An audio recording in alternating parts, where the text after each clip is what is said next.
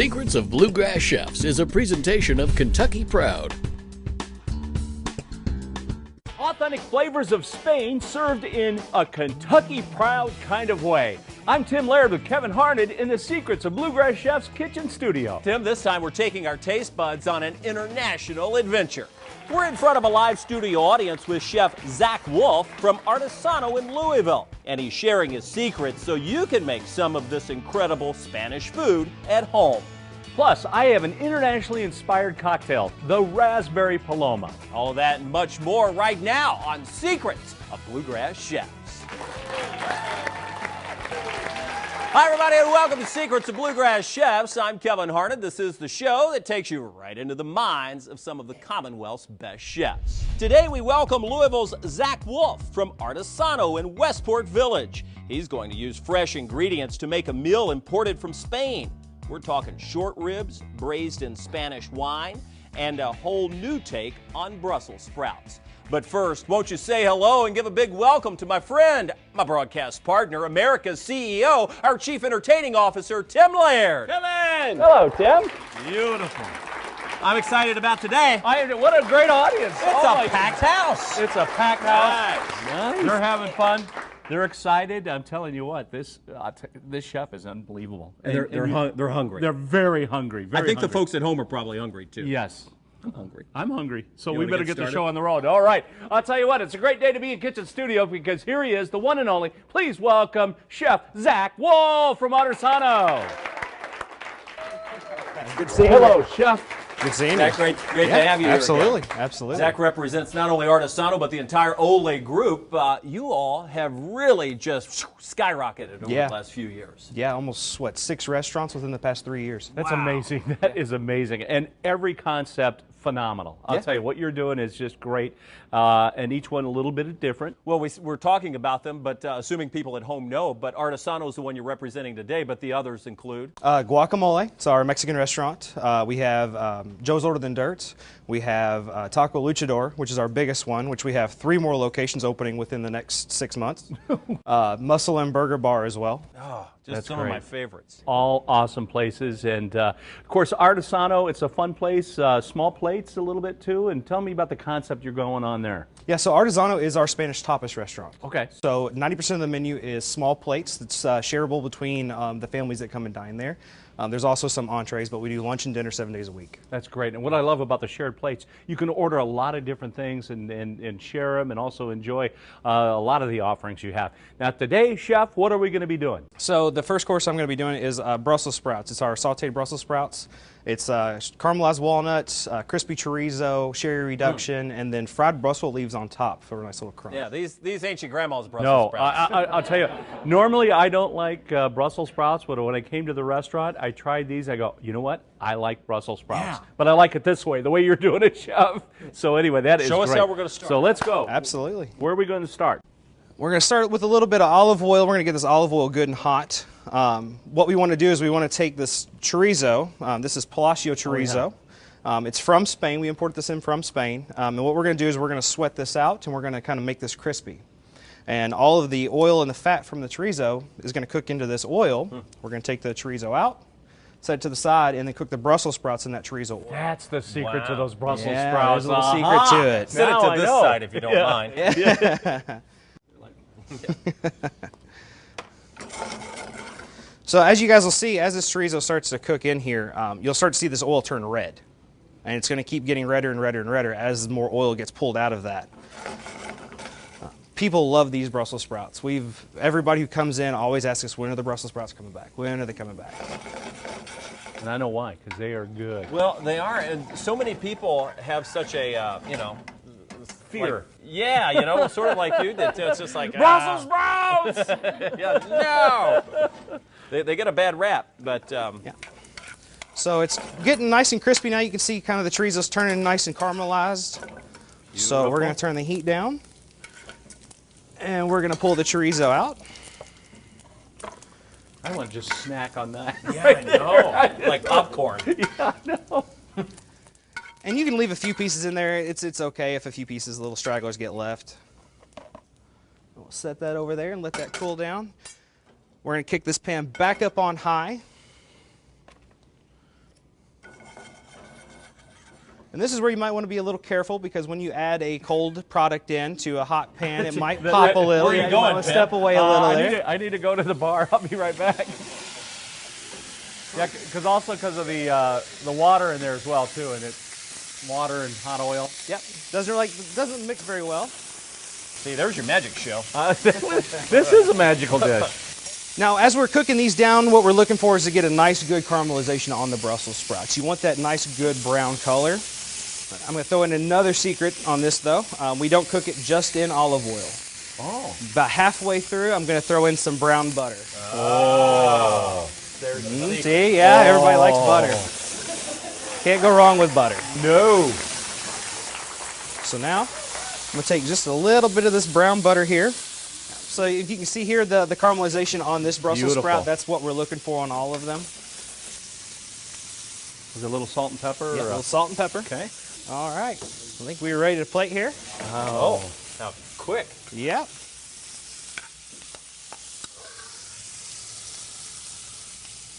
So you can smell that great butter smell off of those Brussels. I can smell that. All right. It looks delicious. That does. Put this here. And we're not done yet, Kevin. No, there's more. We got that crispy Oh, the chorizo's coming chorizo. out. That crispy chorizo that we cooked off in the beginning there. Oh, it's like a crouton. So that's going to help add a little bit of nice saltiness as well. Can I try just a piece of that since there's an extra Absolutely. piece? Tim, I know you want a bite too. I do. Thank you, Kevin. Oh, it is. And it does have that nice crunch. Yep. Tender in the center. And then these are caramelized walnuts. We buy these imported in as well. You can find these at Kroger's again. It's over in the nut section. Ooh, that might even be better than the chorizo. But I'm a sweet kind of, you know. Yeah, you like That's good. sweet. So this dish, it really balances salty and sweet. Yeah. That is good. And I'm going to kick it up a notch again here. This is sherry vinegar that I've reduced down. It's equal parts sherry vinegar and sugar. Okay. And you reduce it by half. So as it reduces, it thickens up, so you guys can see where vinegar is taken now, and it's actually nice and thick. And syrupy, too, so it has a lot of sweeter flavor to it, too. Yep. Wow. Oh, what a nice. Sing it, Tim. Sherry. Cherry baby! This is not... Thankfully, we're not the voice. No. This is a cooking show, Kevin. And because we don't like to waste anything, as we prep these Brussels sprouts, all of the little leaves that fall off your Brussels, we save those. And for people who have like fryers at home or an air fryer, these leaves are great to flash fry. They make like little chips, so we'll top the Brussels with them, and it adds another little crunch factor to that. And it's beautiful, too. I mean, it's gorgeous. And that'll have that little crunch factor, too, like you said. Wow. That That's looks it. great. That's it. Unbelievable. That is delicious. Yeah, and somewhat easy to do. I might be able to do that. I think you can. Yeah. You're not finished. No, You sir. got more secrets? Yeah, I do. I have a Rioja wine braised short rib. Ooh, I'm staying for that. You're the ooze. Yeah. You're mixing up a cocktail. I am mixing up an internationally favorite cocktail with a twist. Well, we'll look forward to seeing what that means coming up after the break. You're watching Secrets of Bluegrass Chefs. Secrets of Bluegrass Chefs is a presentation of Kentucky Proud, with support from the Kentucky Beef Council. In Kentucky, beef is still what's for dinner. PNC Bank, for the achiever in you. And by Kentucky One Health, bringing wellness, healing, and hope to all.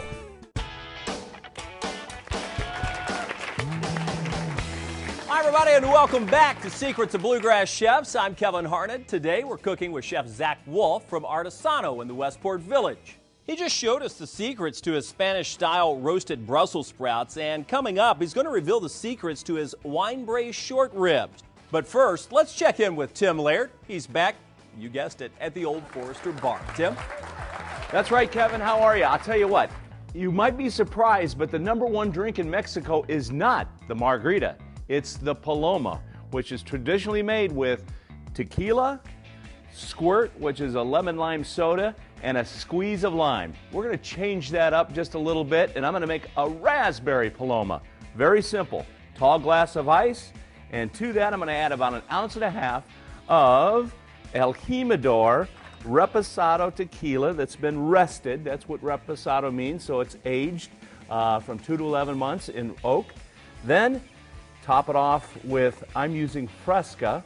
That goes in, so a lighter version. Finally, the raspberry part, topping it off with a little bit of Chambord black raspberry liqueur. And then a squeeze of lime. That goes in. And there it is, Kevin. The Raspberry Paloma. Cheers. All right, Tim, thank you very much. From the sounds of the audience, they liked it. We'll see how the rest of the show goes moving forward as we reveal the secrets to that wine braised short rib. Zack Wolf's coming back on Secrets of Bluegrass Chefs right after the break. Secrets of Bluegrass Chefs is a presentation of Kentucky Proud.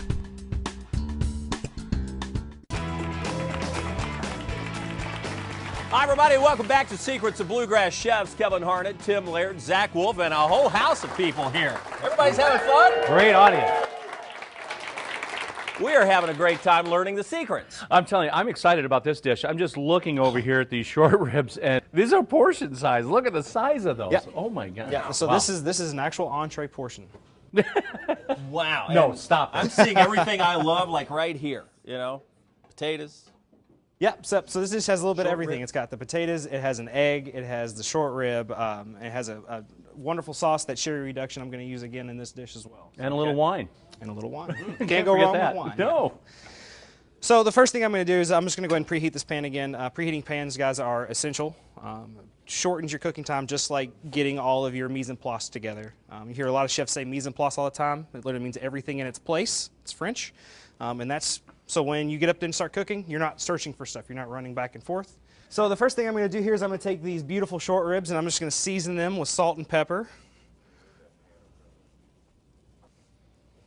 I'm just going to sear these guys off. And that's important. It holds the flavor in. Yep, and plus it starts that caramelization process. So again, it brings out all the natural sugars. So you see that kind of crust is starting to form on those. Yep. Oh yeah.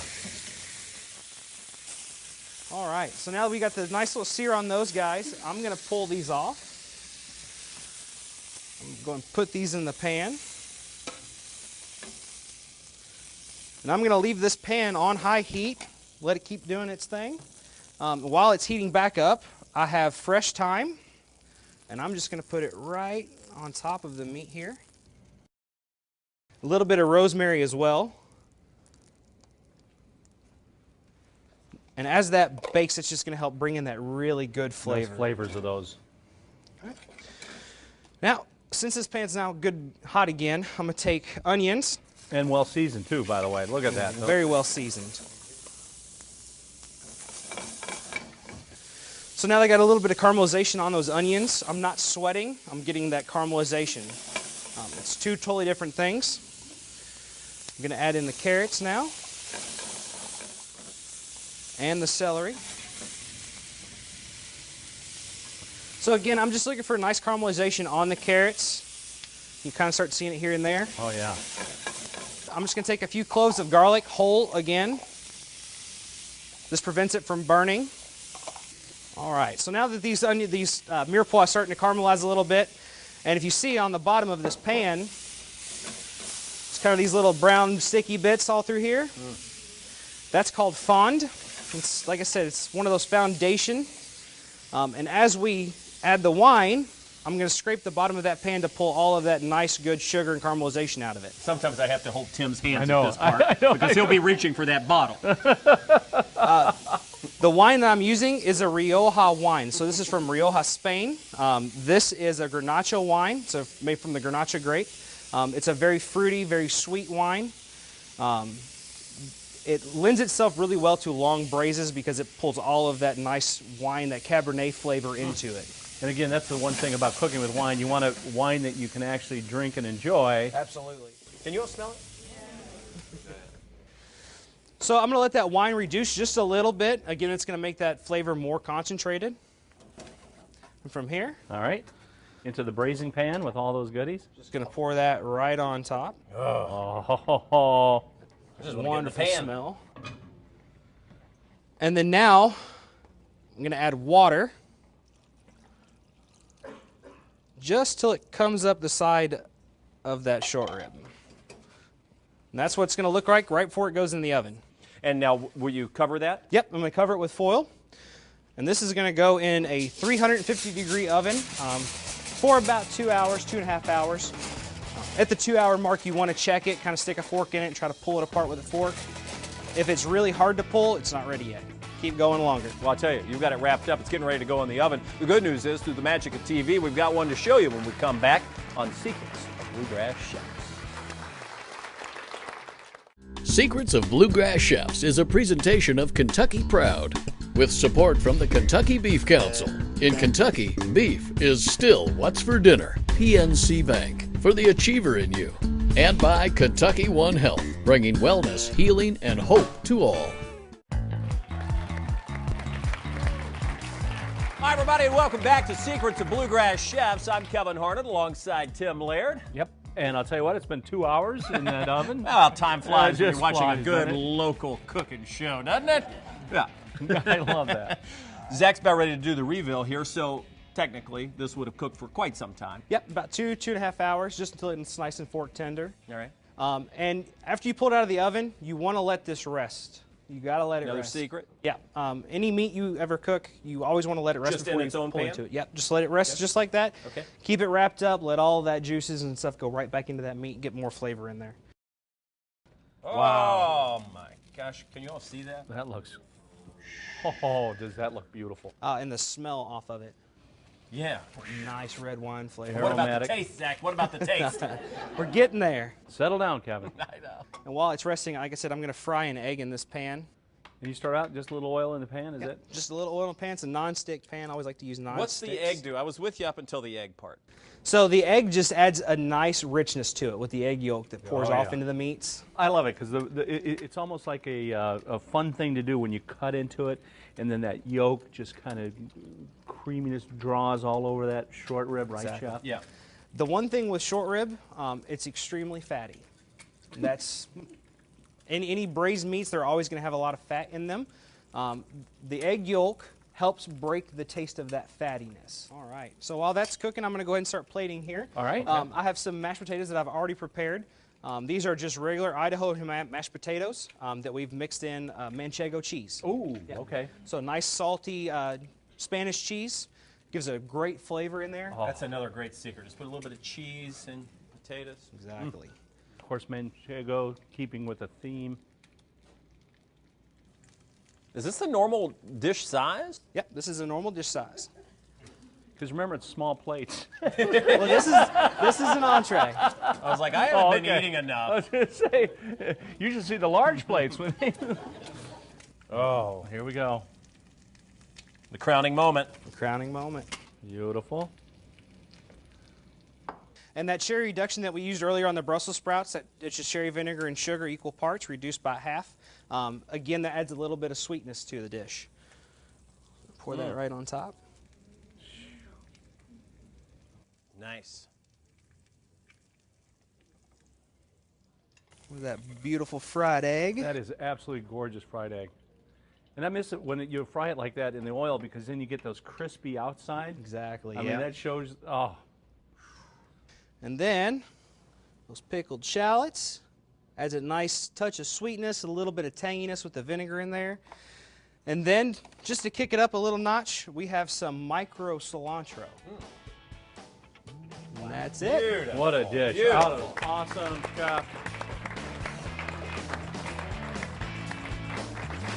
Artesano in Westport Village. What a great place. Excellent. All right. We're going. Zack Wolf, everybody, from Artesano. Thank you for being here. Thank you very much. Great job. Awesome. The members of our studio audience will have a chance to take a taste, and you could too if you'd be a part of our show. If you're looking for tickets to the show, log on to menjuliptours.com. For Tim Laird, I'm Kevin Harned. We'll see you next time on Secrets of Bluegrass Chefs.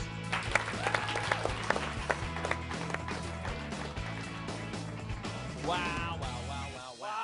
That was a wow factor, wasn't it? I mean, that's incredible.